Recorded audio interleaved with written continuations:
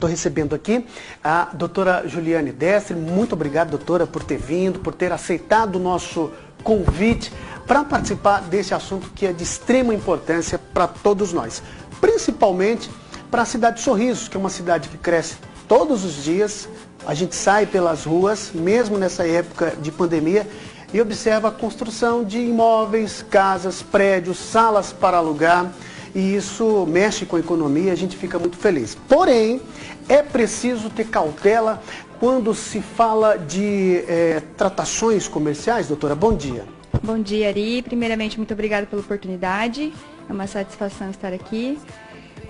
Com certeza, né? Quando a gente fala da aquisição de um imóvel, ou seja ele novo, seja ele já usado, a gente fala de um sonho, né? A maioria das pessoas tem um sonho do imóvel, a minha primeira casa, ou até um ambiente comercial. Porém, o sonho pode virar um pesadelo se não for bem conduzido, se as observações não forem feitas a contento. Inclusive, doutora, essa é a grande pergunta, porque ainda temos uma cultura de que precisa existir apenas um contrato de gaveta, aquela de fio do bigode, como se falava antigamente. E não é assim, né, doutora? Precisa ter critérios para que não tenham problemas ambas as partes, tanto quem está vendendo como quem está comprando? Perfeito. Existem vários procedimentos que o vendedor e o comprador devem adotar, nesse caso, principalmente o comprador, né? Primeiramente, conhecer quem te vende. Não ser amigo, não conviver, mas conhecer. Sim. Buscar informações. Então, primeira coisa, RG e CPF.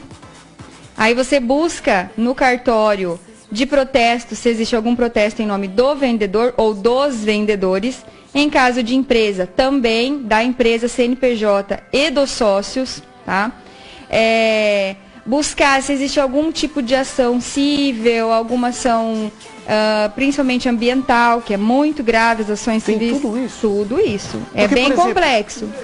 Não cortando o seu raciocínio, quem compra, se não tiver atento a tudo isso, pode ter problemas lá na frente? Com certeza. Por exemplo, pode, ele vai inclusive, lá e compra... perder o imóvel. É isso que eu gostaria de saber. Por exemplo, ele compra ali na boa fé, não pesquisou tudo, que nem a compra de um carro. E lá na frente ele descobre que o terreno ou imóvel está em litígio, já tem um problema aí? Com certeza. Primeiramente, sobre o imóvel, as pessoas precisam retirar uma certidão de inteiro teor e ônus.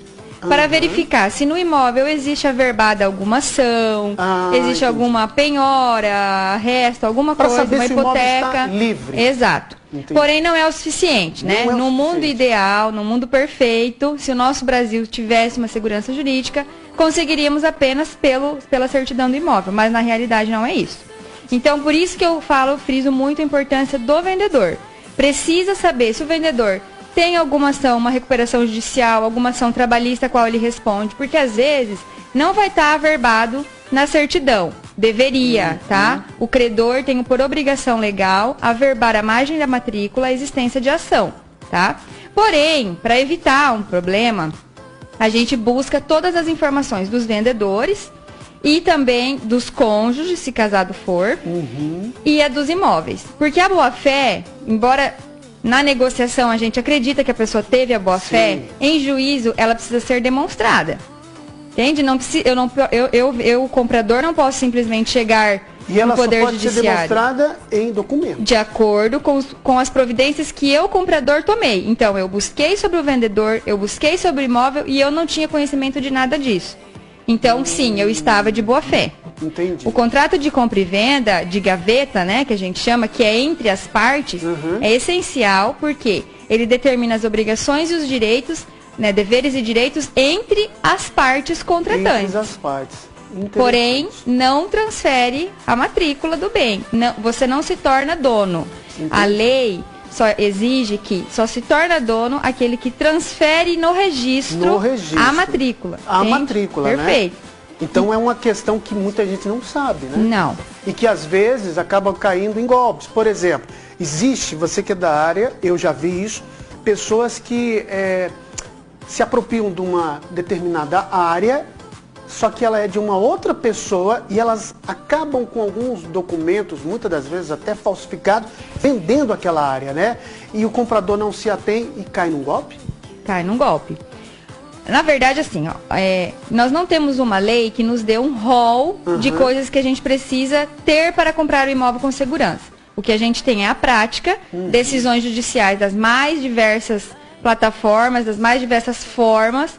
O STJ já entendeu algumas coisas, mas os tribunais inferiores, cada um decide de um jeito. Então, eu sempre tenho a postura de adotar o mais do que o menos. Para evitar esse tipo de situação, se eu chego para a pessoa e falo, tô vendendo um imóvel assim, assim, assado.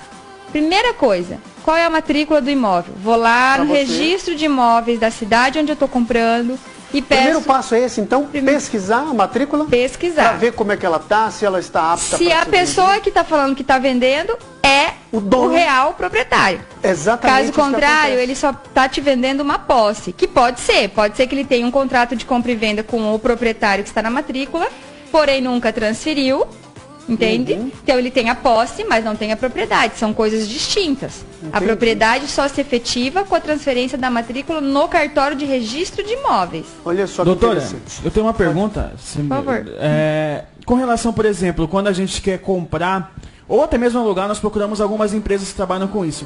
Como que nós vamos ter, por exemplo, toda essa documentação? Porque às vezes a empresa simplesmente não vai querer ceder, entendeu? Alguma coisa assim.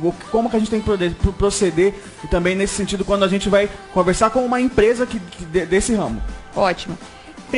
O número da empresa é o CNPJ, correto? Então você vai pegar a matrícula do imóvel que você está negociando, vai fazer o mesmo procedimento do imóvel no registro de imóveis, né, no cartório.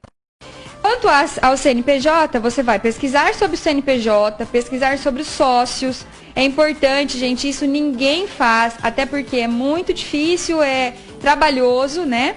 As pessoas não têm o hábito, mas buscar certidões nos tribunais de justiça, pelo menos do estado onde está o imóvel, para ver se aquela empresa ou os sócios não respondem ações trabalhistas, não estão em recuperação judicial, especialmente quando você está comprando um bem na planta, né? Que na verdade você adquire ali uma expectativa de direito, que aquela empresa vai te entregar o imóvel que ela ainda vai construir, né? Então, pesquisar o CNPJ. No Google tá aí hoje, consulta CNPJ, olha na Receita Federal, tá ok o CNPJ da empresa? Entra no site dos tribunais, pega a certidão e verifica para estar ciente, pelo menos para você conseguir comprovar num eventual problema futuro, que você estava de boa fé e tomou todas as medidas necessárias, né, cautelares. Interessante, doutora. Agora uma outra questão, na venda do imóvel, vamos usar como exemplo o Michael. Ele tem lá uma casa para vender, ele é casado, a esposa dele precisa estar consciente de acordo com essa venda, ou ele, por ser casado, pode vender sozinho? Faz diferença essa questão do estado civil? Faz diferença, sim. Aquele que vende, salvo se ele for casado em separação total de bens, tá? Daí o regime vai influenciar nisso, o regime de bens do casamento. Porém, se ele for casado em separação total de bens, ok, ele não precisa da ciência, a anuência do esposo ou da esposa.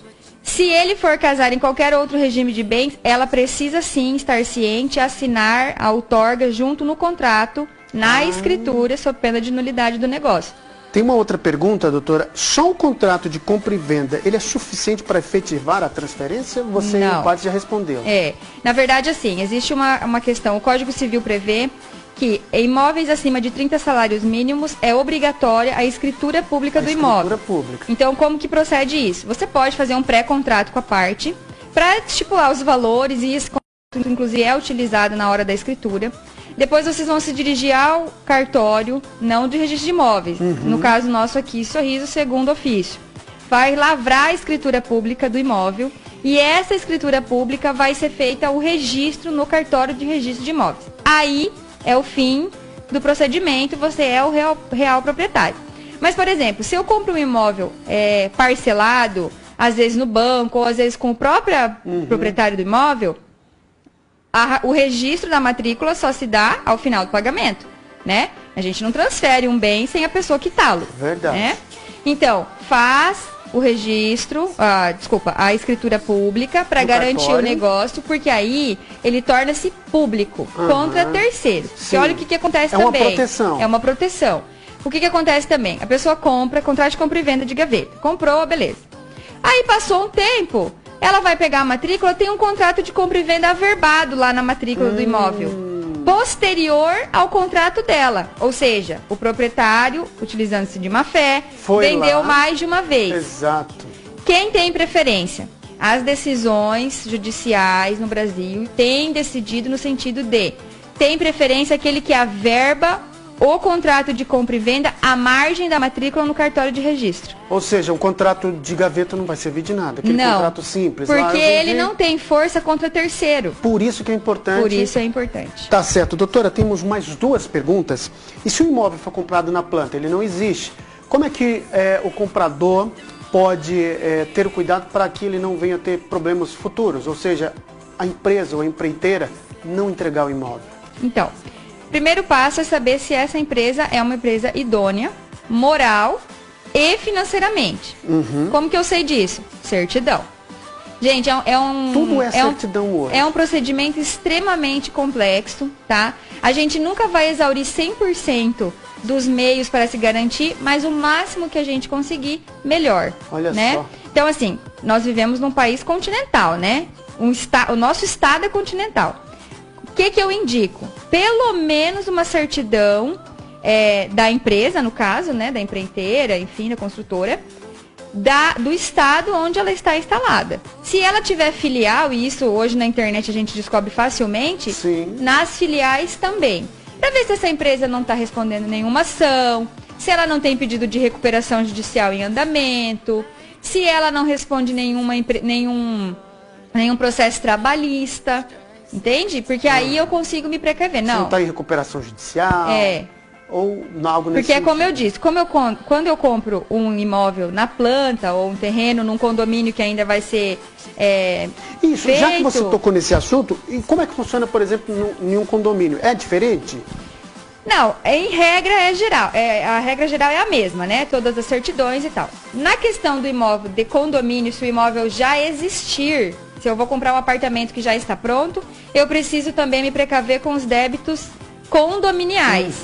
Como eu faço isso? Tem que saber disso. Com o síndico, se aquele imóvel tem débito de condomínio, então eu pergunto para o síndico. Se não tiver uma administradora que administra ali o imóvel. Se tiver uma administradora, eu vou à administradora de imóveis, né? E pergunto daquele imóvel. Deve condomínio? Não, então eu quero uma certidão negativa. Doutora, com relação, desculpa interromper, com o que a senhora colocou antes ali, por exemplo, de comprar o imóvel na planta, certo? Às vezes envolve 2 empresas. Por exemplo, a empresa de imóveis e uma construtora. Nós daí teríamos que, então, ter os dados das 2 empresas? Sim.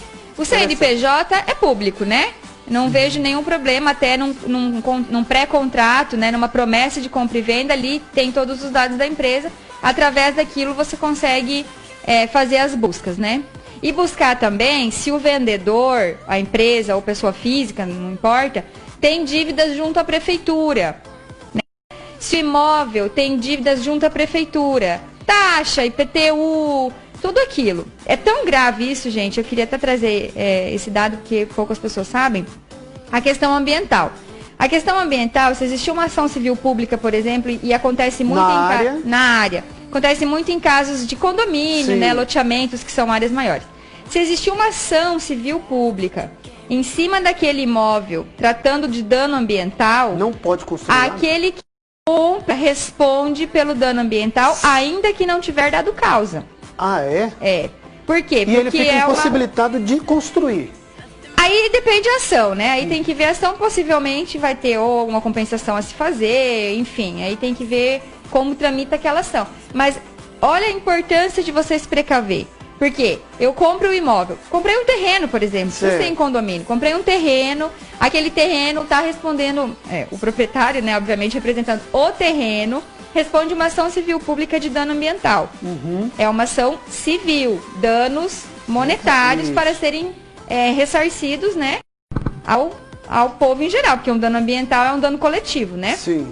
Então, assim, eu compro de boa fé, no sentido de não fui atrás, não nada, mas acreditei na palavra da pessoa e depois me deparo com uma ação civil pública. Eu respondo junto, independente que eu não tiver dado causa. Então, isso é muito grave, as pessoas precisam tomar esse cuidado. Tá certo, e é para isso que existe o papel do advogado, para poder orientar também. Doutora, nas redes sociais, como é que faz para achar você lá?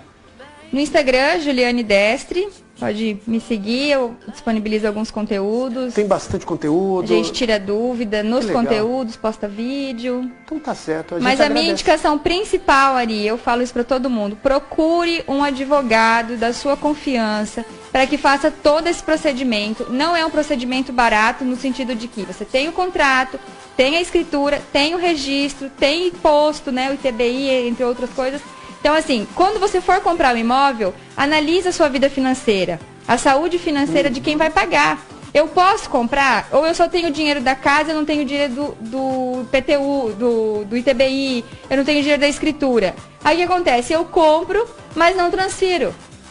Aí eu fico lá com o bem 5, 10 anos no nome do antigo proprietário, porque eu nunca tenho dinheiro para fazer. E não pode fazer nada? Não pode vender para outra pessoa?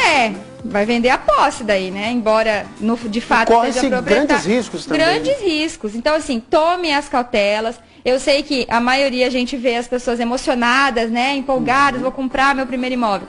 Respira, lê com calma. Se não está entendendo, principalmente a parte ali do qual índice está aplicando ao contrato, não entendi isso aqui, procura um advogado. O advogado vai analisar, ele vai te dar um parecer sobre aquilo, tá errado, tá certo, não é isso mesmo, entendeu? Tá certo, obrigado pelos esclarecimentos, foi muito bom o papo, né, Michael?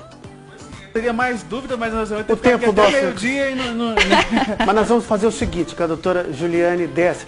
Ela vai voltar aqui outras vezes para a gente esclarecer diversos assuntos, tem muito conteúdo na área dela.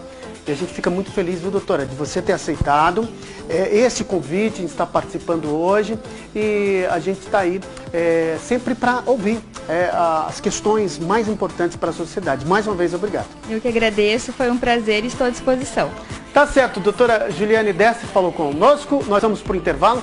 Na sequência a gente volta trazendo mais informações, notícias aqui no Fala Mato Grosso. Fica aí, já já tem muito mais.